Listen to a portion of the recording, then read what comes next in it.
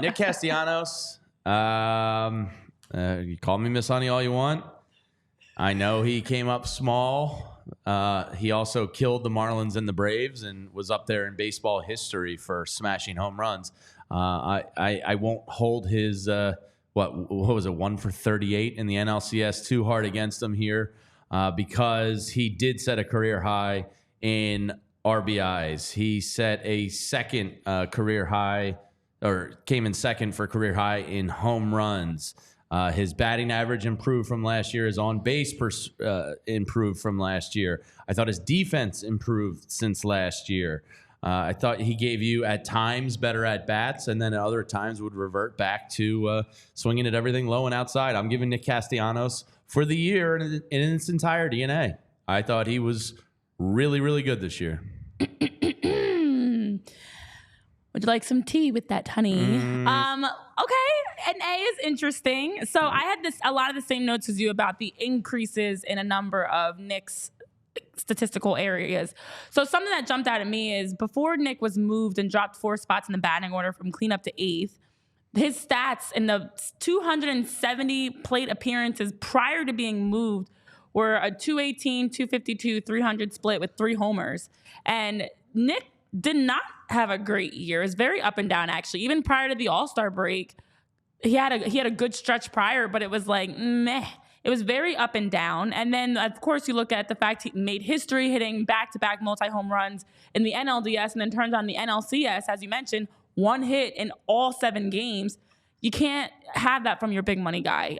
Nick Castellanos, to me, definitely not an A or in the A range. I give him a B. Might be a little harsh. Man. Might be a little harsh, but a little. It was very up and down. Nick Castellanos did not have a great year, in my opinion. He was 1 or 2 All-Stars and improved in every offensive category and defensively. He had a great start to the season, and then after the All-Star break, hit a rut.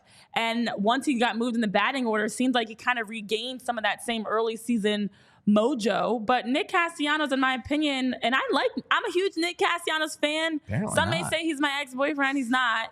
But Nick Castellanos, to me, I expected more from him. He underperformed. He was frustrating at times. So it's a B. All right, Solid Tyler, B for guy what to do be you got? better. Break the harshness of Miss Honey and the hardest grader in the world over here. Yeah, this was one of his better statistical seasons. And quite frankly, when the season ended last year, I said one of 2 things happens. Either he gets better or he can't hit anymore. And I felt that the latter was a little bit hyperbolic, but it was a really rough season for him. He was statistically better in every single offensive category.